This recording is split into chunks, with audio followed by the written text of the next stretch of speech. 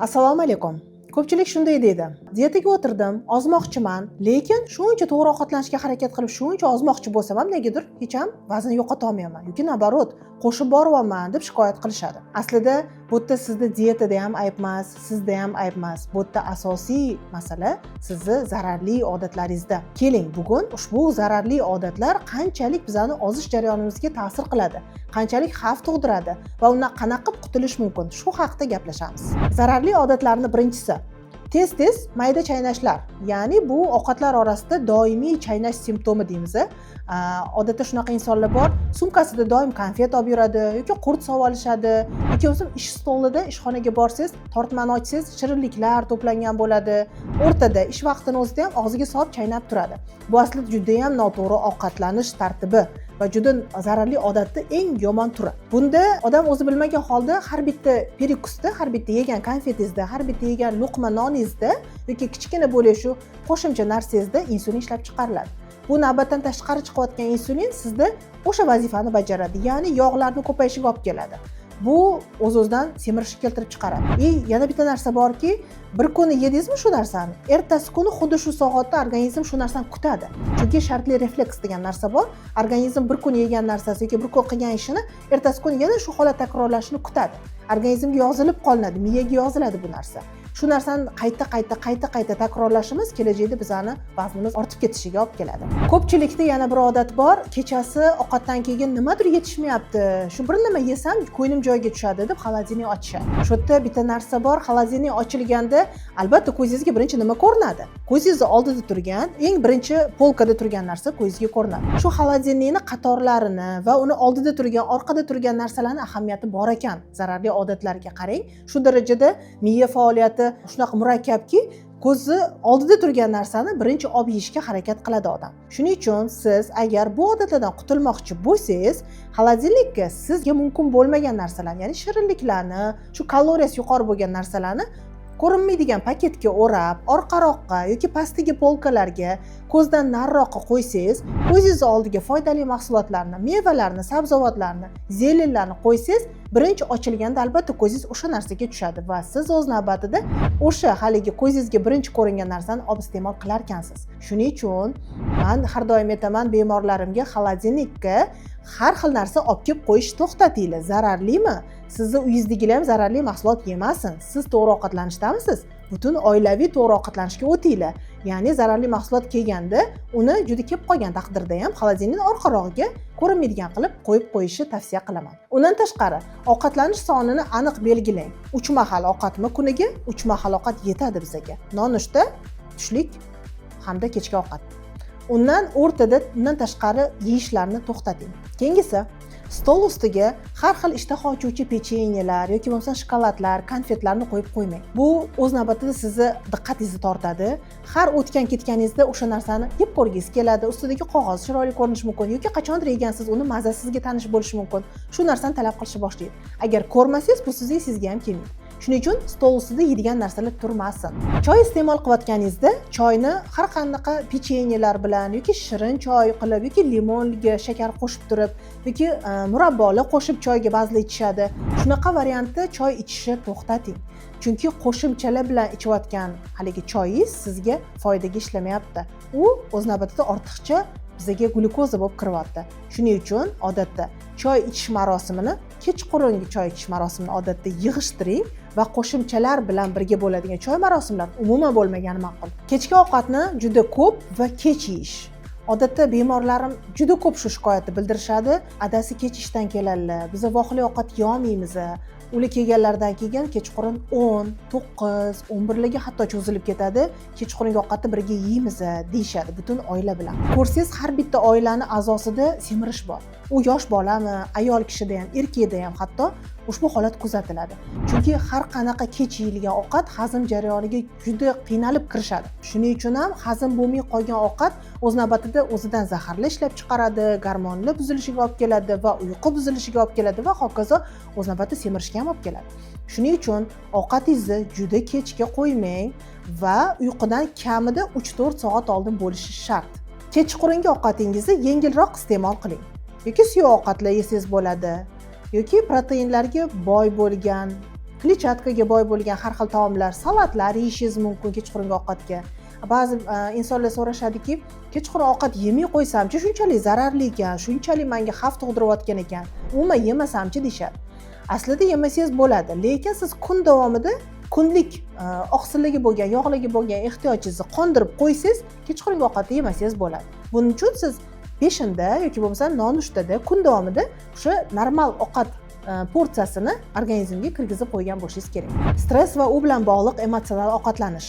Odatda stressga ko'p uchrovchi insonlar stressini ovqat bilan bosishga harakat qilishadi. Stressni ovqat bilan bosish bu yechim emas albatta, chunki ikki tomonlama zarar bo'lib qoladi. Odatda kayfiyati tushganda kimdir gazli ichimlik ichadi, kimdir bilan urushsa shirinlik yeydi yoki qattiq bir nimadan jahli chiqsa o'tirib bir kosa yaxshilab ovqat yeb oladi. Aslida bu stressni yengish emas. Bu aslida o'zimizga o'zimiz dushmanlik qilish. Bu holatni yo'qotishimiz kerak. Aslida stressimizni boshqa narsalar bilan yengishga o'rganishimiz kerak. Chunki bu paytda siz ham kortizol oshirib qo'yasiz, avtomatik ravishda insulinni ko'tarilishiga sabab bo'lyapti va undan tashqari ortiqcha kaloriya kirishiga sabab bo'lyapti. Biz o'z-o'zidan ko'tarilib ketaveradi. Shuning uchun bunda nima yechim qilish kerak?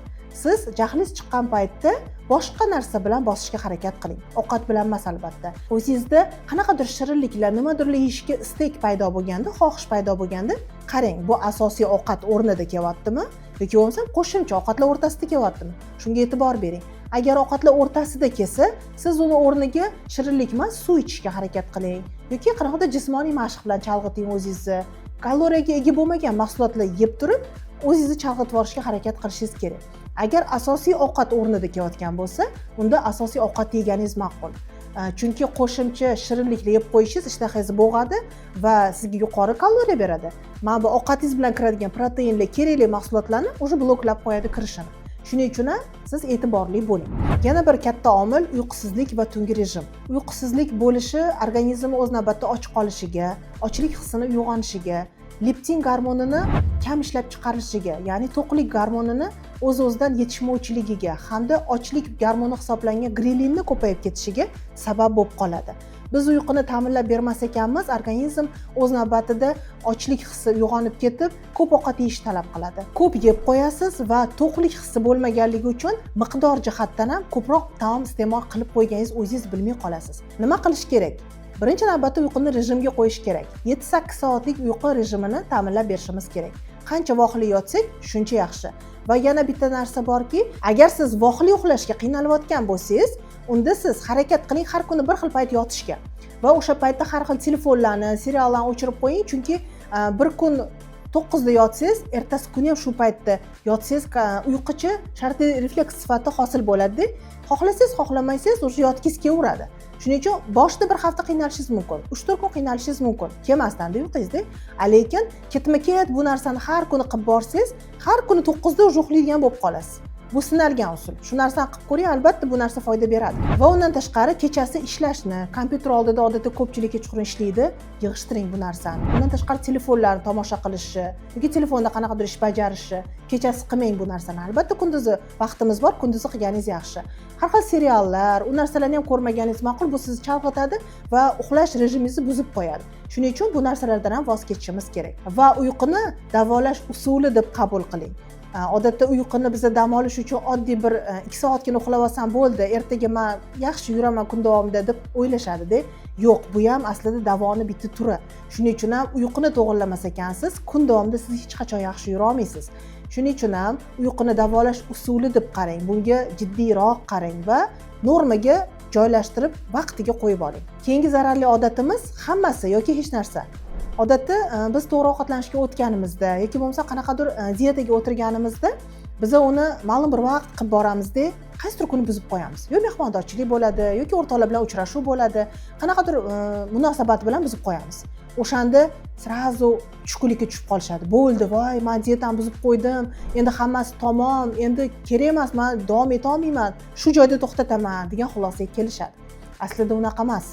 Siz bitta xatoni qildingizmi, bu keyingi xatoyingizni boshlanishi bo'lmasin.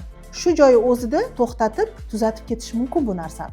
Shuning uchun ham doim diyeta yoki to'g'ri ovqatlanish boshlagan odamlarga agar siz xato qilib qo'ysangiz, bu sizni o'sha nuqtadagi xatoyingiz, buni albatta keyingi etapda to'g'rilab keting. Buni to'g'rilasa bo'ladi deb tushuntirib beramiz. Bunaqa holatda nima qilish kerak? Albatta siz dietani buzib qo'ydingiz, bo'ldi, shu joyda to'xtatishingiz kerak emas. Ertasi kunidan yana eski rejimga, ya'ni o'sha boshlagan dietingizga qaytishingiz kerak va buni uzoq muddat davomida qilib borishingiz kerak. Buni birov uchun emas, yoki bo'lmasa kimdirga ko'rsatish uchun emas, yoki qanaqadir marafon uchun emas, yoki bo'lmasam sprint sifatida shoshma-shosharlik bilan qilishingiz shart emas. Bu sizga tanlangan yo'l. Siz bu yo'lni o'zingiz bosib o'tasiz. O'zingiz organizmingiz, o'zingiz sog'lig'ingiz uchun kerak. Shuning uchun siz boshlagan yo'lingizdan og'masdan, toymasdan to'g'ri ketishingiz kerak. Qachondir xatolar qilib qo'ysak, o'sha xatoni ertasi kunida yana to'g'rilab ketishimiz kerak. Xato bu keyingi xatoni boshlanish bo'lib qolmasin. Demak, xulosa qilib aytadigan bo'lsak, ozishga xalaqit beradigan eng asosiy zararli narsalar bular: birinchisi mayda doimiy yeb turish, ikkinchisi kechqurun ko'p yeb qo'yish, uchinchisi stress paytida shirinlikka yopishish, to'rtinchisi uyqusizlik, beshinchisi hammasi yoki hech narsa fikriga amal qilish. Ozishda faqat oziq-ovqat mahsulotlari, ovqatlarni chegaralash emas, balkim zararli odatlarimizdan voz kechish, ularni to'g'rilash orqali bilan ham erishar ekanmiz. Agar siz o'zingizni zararli odatlaringizdan voz kechsangiz yoki qaysi birindir tuzatishga kirishsangiz, organizmingiz sizga natija bilan javob beradi. Agar bu mavzu sizga qiziq bo'lgan bo'lsa, izohlarda yozib qoldiring. Like bosing, kanalimizga obuna bo'ling va izohlarda sizni qaysi muammo, qaysi zararli odat ko'proq qiynayotganligini yozib qoldirsangiz, keyingi videolarimizda albatta buni kengroq yoritib beramiz.